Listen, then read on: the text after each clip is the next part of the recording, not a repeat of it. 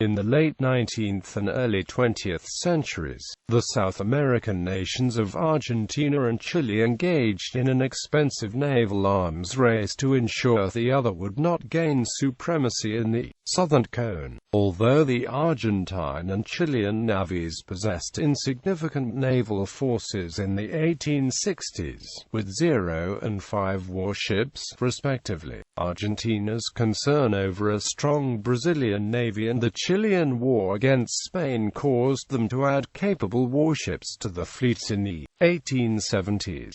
During this time, diplomatic relations between Argentina and Chile soured due to conflicting boundary claims, particularly in Patagonia. By the beginning of the 1880s, after the War of the Pacific, the Chilean government possessed possibly the strongest navy in the Americas. They planned to add to it with an 1887 appropriation for 1 battleship, 2 protected cruisers, and 2 torpedo gunboats. Argentina responded a year later with an order for 2 battleships of its own. The naval arms race unfolded over the next several years, with each country buying and ordering vessels that were slightly better than the previous ship, but the Argentines eventually pulled ahead with the acquisition of multiple Garibaldi-class cruisers. The race ended in 1902 with the British arbitrated Pacts of May, which contained a binding naval limiting agreement. Both governments sold or cancelled the ships they had ordered, and 3 major warships were mostly disarmed to balance the fleets.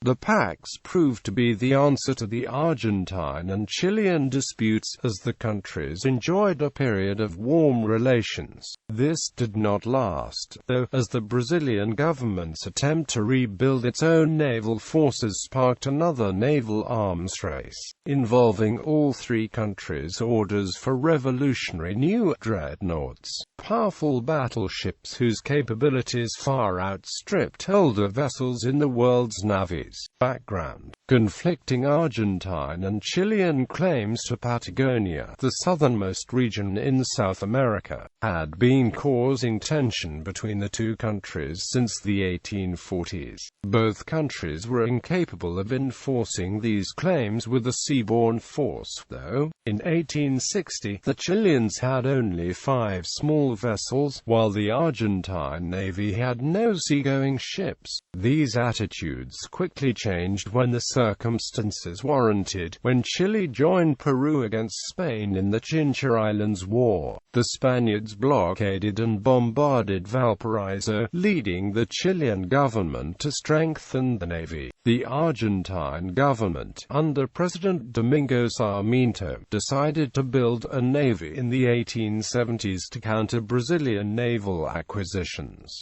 2 large monitors, Los Andes and El Plata, were ordered from Laird Brothers, a British company, along with 2 gunboats. They were delivered in 1874 and 1875. The Patagonian tensions heightened in 1872 and 1878, when Chilean warships seized merchant ships which had been licensed to operate in the disputed area by the Argentine government. An Argentine warship did the same to a Chilean licensed American ship in 1877. This action nearly led to war in November 1878, when the Argentines dispatched a squadron of warships to the Santa Cruz River. The Chilean Navy responded in kind, and war was only avoided by a hastily signed treaty. Both countries were incapable of enforcing these claims with a seaborne force in the next few years, as the Argentines were occupied with internal military operations against the indigenous population, and the Chileans involved in the War of the Pacific against Bolivia and Peru. Still, several warships were ordered by both nations. The Argentines commissioned a central battery ironclad, Almirante Brown, and a protected cruiser, Patagonia, in 1880 and 1885, respectively. For their part, the Chileans ordered a protected cruiser, Esmeralda, to bolster its fleet, which was centered on 2 central battery ironclads,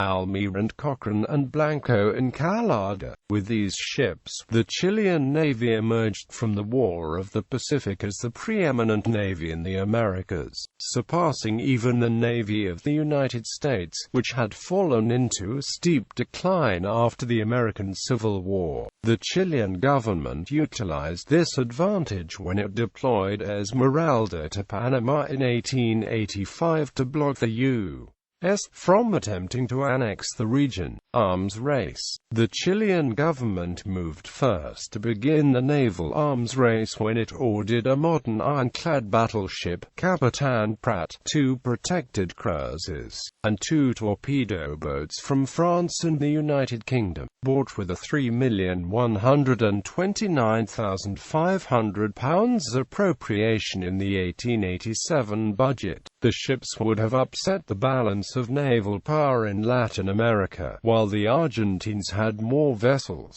the Chileans had larger warships with far more experienced crewmen. This purchase was made worse, for the Argentine perspective, by a large order for rifles, field guns, sabers, and carbines, enough to arm an 80,000-strong army. The Argentine government responded with 2 battleships, Independencia and Libertad, though they were individually smaller than the Chilean counterpart, and 2 protected cruisers, one purchased on the stocks in 1890 and a new build of the same design in 1891. The purchases were funded largely through export-related windfall, Chile through nitrates and Argentina through grain and cattle. The Chilean Civil War, rather than calming the naval ambitions of Chile, escalated them. In that conflict, the Chilean Navy played a significant role on the congressional side against the president and the army. The resulting victory of the congressional side and subsequent presidency of Admiral George Montt led to a large increase in prestige and consequent funding for the Navy. Argentine naval units assisted failed revolts in Argentina, but the continuing acrimony with the naval acquisitions of Chile meant this had little effect. The Chilean government purchased a protected cruiser, Blanco Encalada, on the stocks in 1892, while the Argentines purchased one, Buenos Aires, being built for the British in late 1893.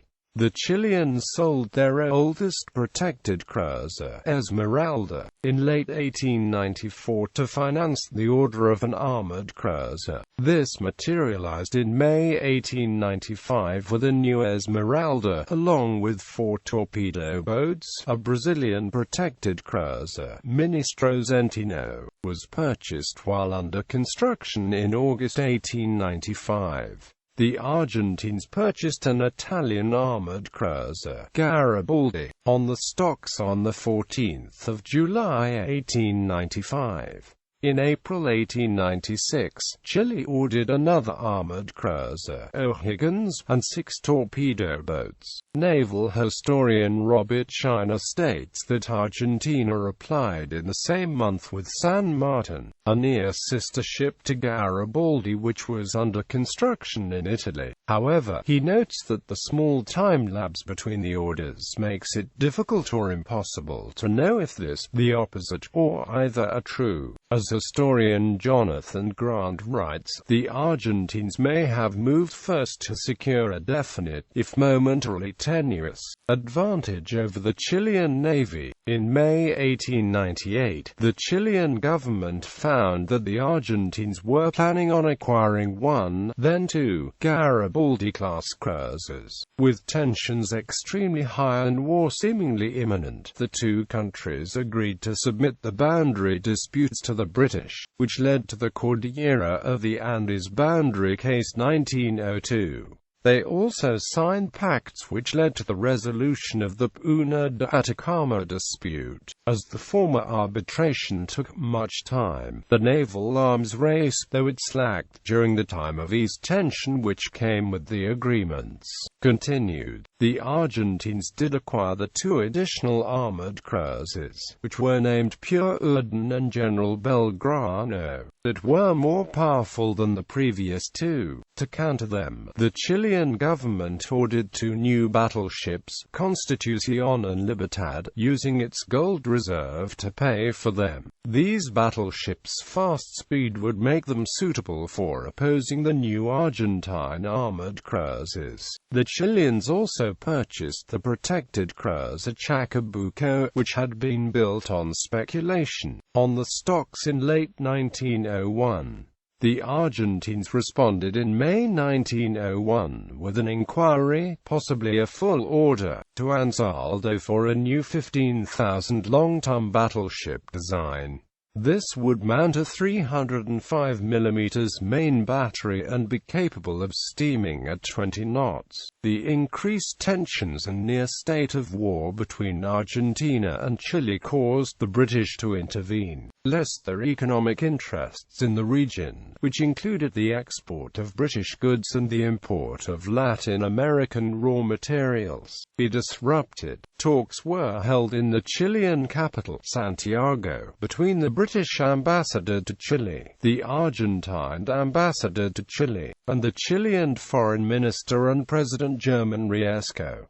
This led to the Three Pacts of May on 28 May 1902, which ended the dispute. The third limited the naval armaments of both countries. Argentina and Chile were barred from acquiring any further warships for 5 years, unless they gave the other 18 months of advance notice. The warships under construction were sold to the United Kingdom, with Chile's battleships becoming the Swift-Shore class and Japan, with Argentina's armored cruisers becoming the Kashuga class. The two planned Argentine battleships were never ordered, and Garibaldi and Pure Orden, along with Chile's Capitan Prat, were disarmed with the exception of the main batteries, as the Argentine Navy had no crane capable of removing the armored cruisers' gun turrets. Aftermath. The Argentine-Chilean naval arms race was extremely expensive for both countries. The Argentine government was able to purchase £4,534,800 worth of ships between 1890 and 1898 with large foreign loans, which were given to them despite the country's role in the Bering Crisis of 1890.